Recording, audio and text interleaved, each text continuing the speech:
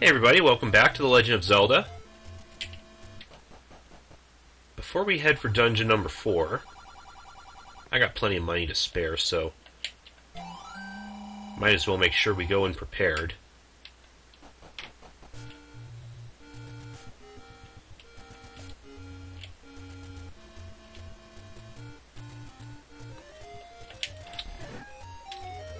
There's the raft right up here, and there it is.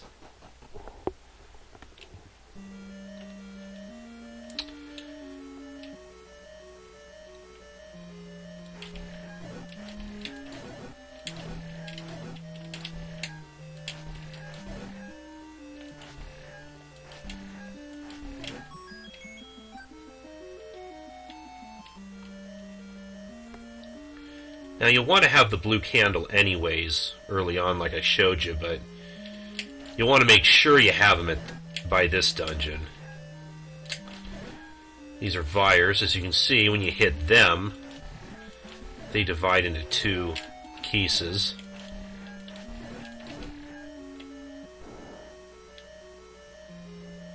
Yeah, because this dungeon introduces dark rooms, which you can light up with the candle. One thing I forgot to point out about the blue candle is that you can only use it in a room once per room, or a screen basically. If you were to want to use it again, you'd have to leave the screen and come back. Normally it's not too big of a problem, except when trying to find which bushes to burn on the overworld. It can get a little tedious. Later we do get a red candle, which you can use as many times as you want on a screen, but they don't give it to you until pretty late in the game, which by then is a little pointless.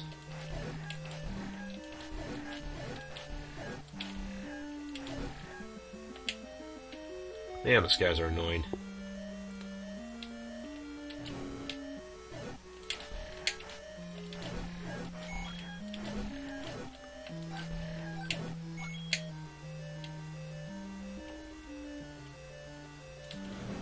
Fortunately, most of this dungeon is pretty straightforward.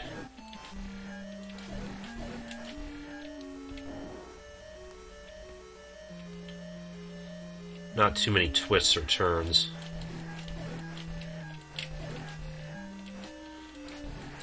Once I get the next sword, we can one-shot the virus without them dividing.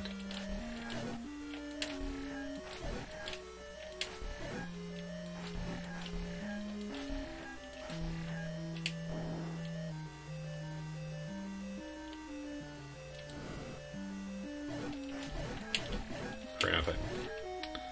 I knew the map was in this room. I thought it was on this side, though.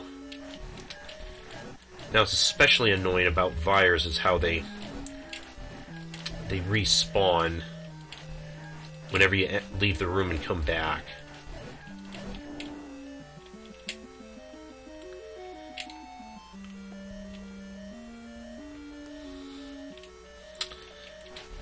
And now this introduces us to every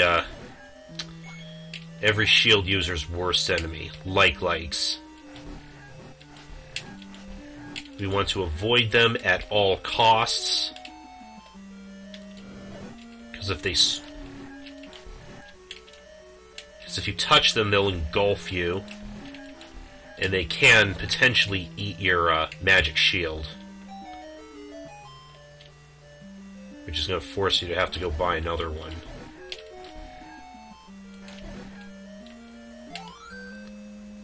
There we got the step ladder.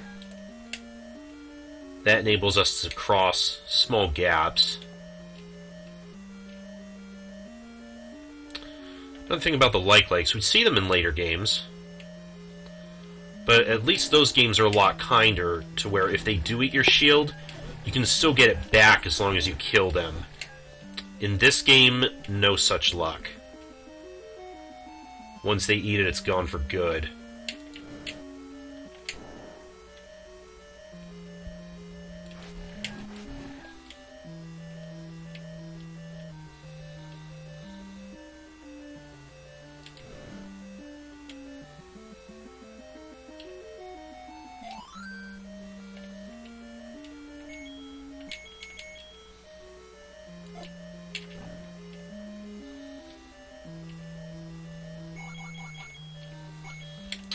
you notice the map,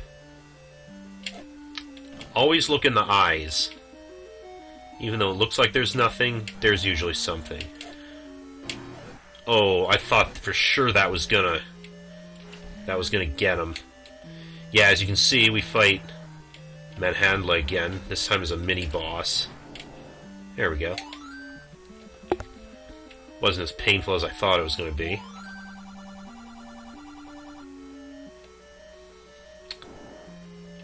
And I already showed off that before.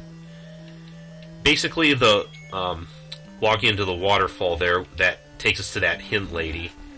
She actually gives you a hint on how to get to the Dungeon 5. So that clue's pretty relevant. You know what? I didn't kill that last key, so... No, okay. Just wanted to make sure there wasn't an item in here. From out... Okay, that was a... game? Okay, yeah, that's a pretty... kind of a dick move to put the, spike traps there and then a block right in front of the door. And make the room dark so you have no idea it's even there.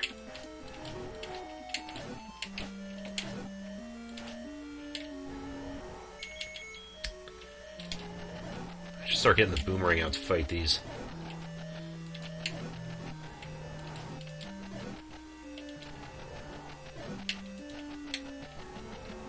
One of the few enemies we can actually kill with the boomerang.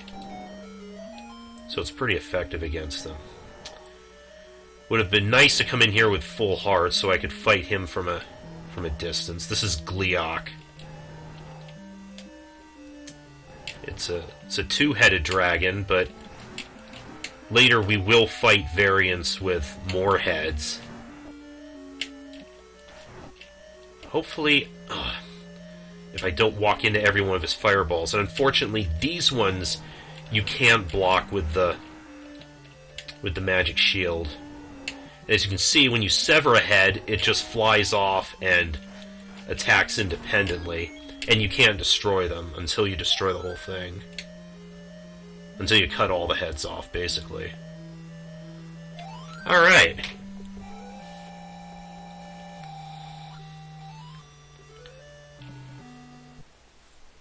That didn't go too bad. I think coming here after getting the blue ring really helps, though.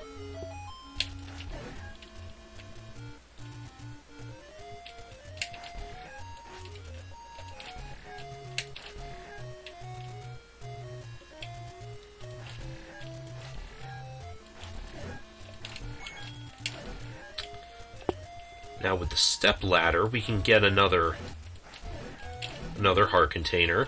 It is actually the last one now.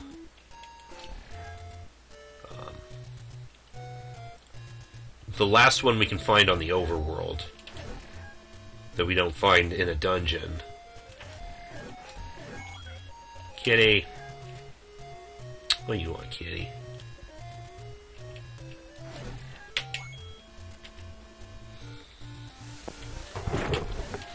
Kitty, your tail's in the way. I can't see.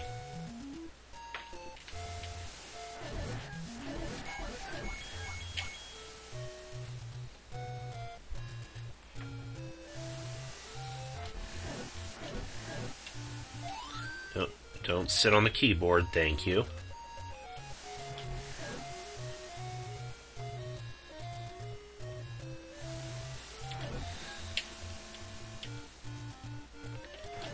Your tail's still on the keyboard and it's making me nervous. Okay, there's our last heart container, again, that we find not in a dungeon.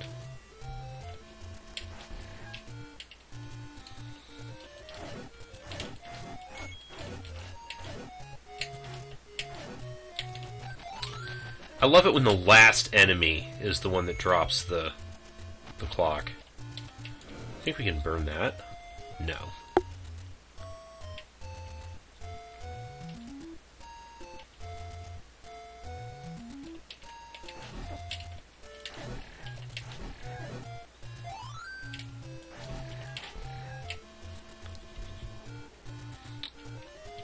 Where was I going? Oh, yeah.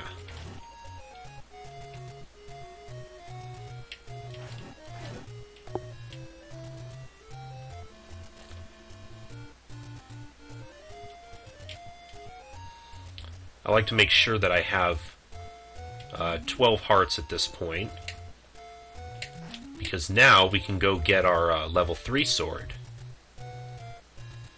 which will make Dungeon 5 and all the other ones after much easier.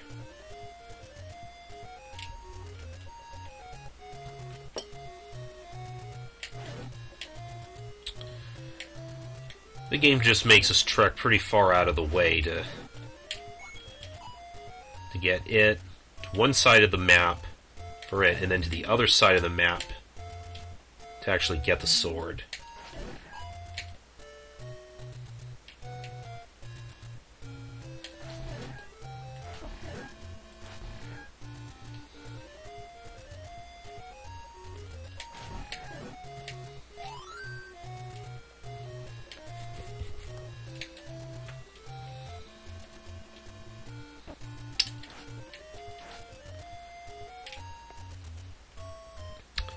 Now, one thing we need to do is travel through the Lost Woods here.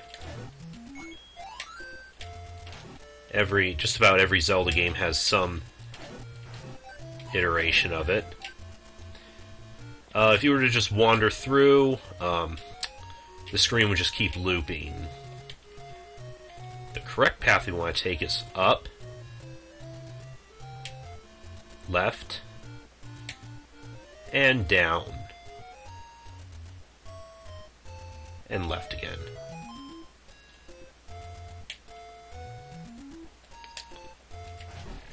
I think we can take the red Lionels at this point. Alright, this takes us to a graveyard. The ghosts there are called guineas, and more will spawn when you touch one of the headstones, but they're only destroyed if you touch or if you kill the head one there. It's actually not a bad way to farm items, because especially if we can let's get a bunch out, keep that one stunned.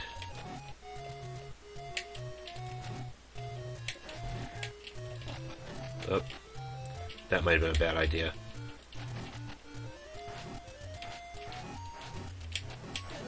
There we go. It didn't give us as good a haul as I would have liked.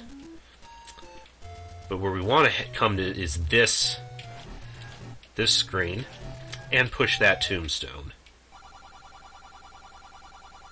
And there is the magic sword.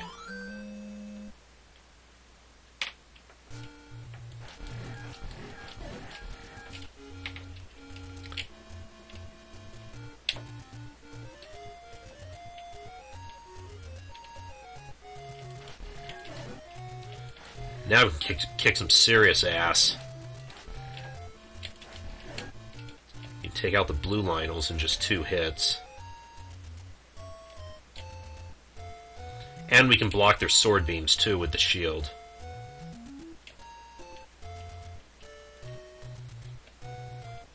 We want to come to this screen. Under that Armos is the power bracelet.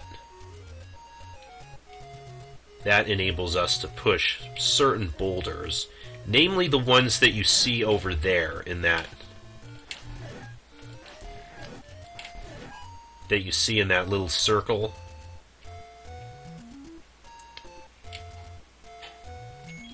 Hold on a second. Another medicine lady.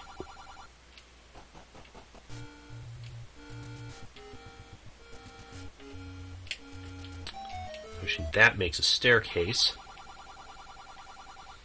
And now these enable us to warp to basically anywhere else there we saw one of these circle of stones. Here's where we wanted to go. Head over this way. And this is the Lost Hills, similar to the Lost Woods. Aside from going off to the left, which takes us out here near where we got the white sword,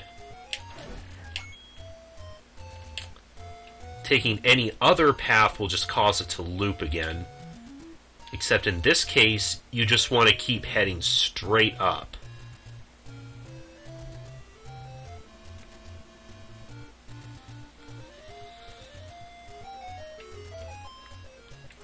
And here we're at the entrance to Dungeon 5.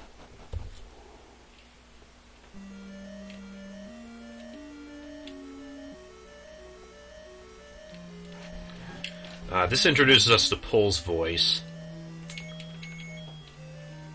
Rather interesting enemy with some little bit of interesting history. And note that the arrows are really effective, kills them in one shot. But in the Japanese version, they had a very different weakness. The Famicom had a microphone on the second controller. And if you yell into the microphone, it would kill all of the Pole's voices instantly. Dig Dodger hates a certain kind of sound. Okay, then. Speaking of sound, back to the Pole's voices, that their weakness actually did carry over into the English version of the manual, where it says they hate loud noises. Which would make you think they're weak to a different weapon, which makes noise, but it actually has no effect on them. In the later games in the series that they also appear in, though... wait, was this? Oh, this way.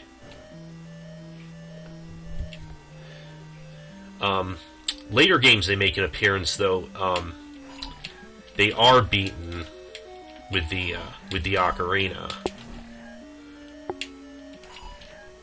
And now, as you can see, we have blue dark nuts now. And they are bastards. They're much faster than the red ones. And even with the magic sword, they take 3 hits to kill. Or is it 2? Or is it 2? Might be 2. I'll have to count sometime.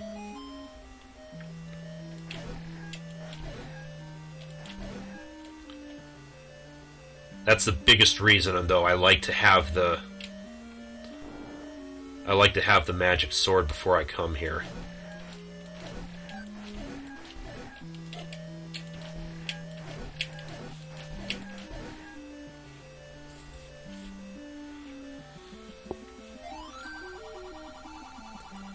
I bet you'd like to have more bombs. I sure would.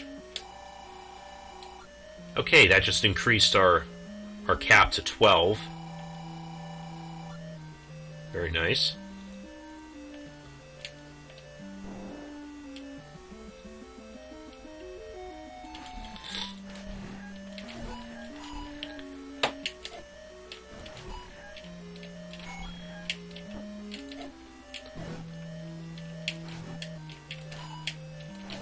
This is another instance where bombs can be pretty effective on these guys.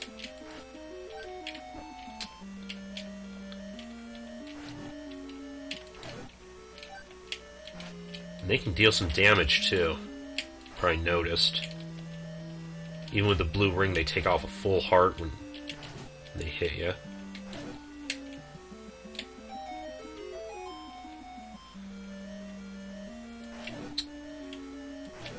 But they are guarding the recorder. What the instrument is technically called. Sometimes called a flute. Almost every Zelda game has had some sort of musical instrument, and this game is no different.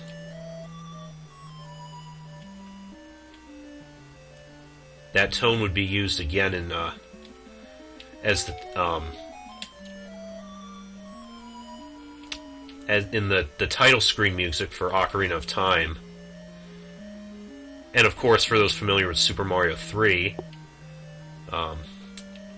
it has the same almost the same looking flute with the same, plays the same song. And does something very similar when you play it on the overworld, which we'll talk about soon. Didn't point out before, but these are Gibdos. Some mummy guys we've seen them in other games too.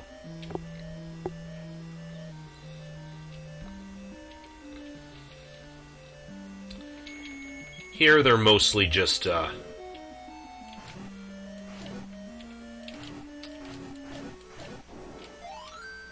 you kill them pretty easily with the magic sword. They do hit pretty hard, though. And now here's the first instance I was talking about earlier, where the game throws 3 Dodongos at you.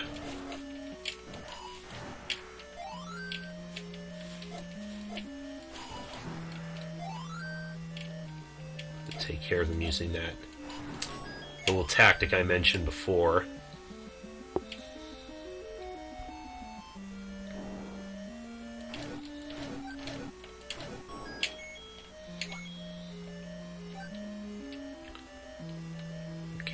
Already went down there, and I think that's a one-way door anyways.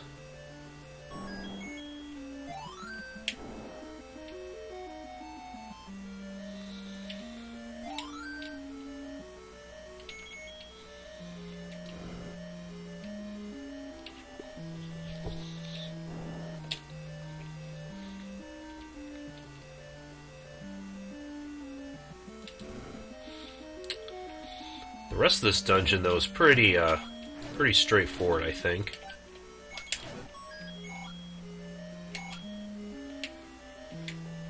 At least no more Dark Nut rooms. In this dungeon, anyway.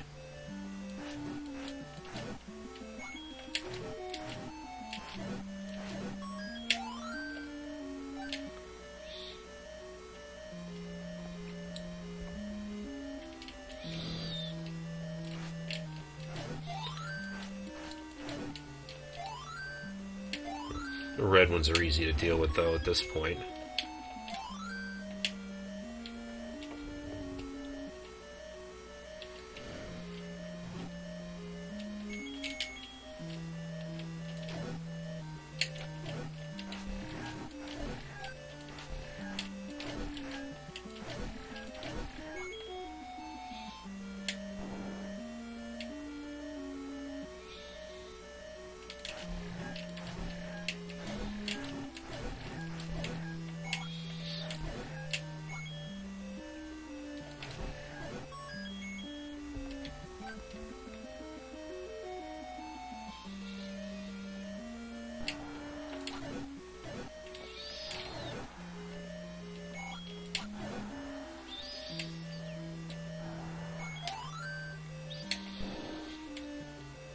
Alright, now here we got our boss, Dig Dodger. And they said he hates certain sounds, which they basically mean to use the flute. And that caused him to shrink down, and now we can actually hurt him with our sword. You can see it kind of looks like a big sea urchin. Again, the Japanese manual makes another cross-reference to another game where it refers to it as a giant Unira, which is an enemy from Clu Clu Land, another Nintendo title. So again, kind of neat how it makes those connections. Anyways, I'll call it here. Next time we head to Dungeon 6, aka Hell. See you guys then. I'm playing a game.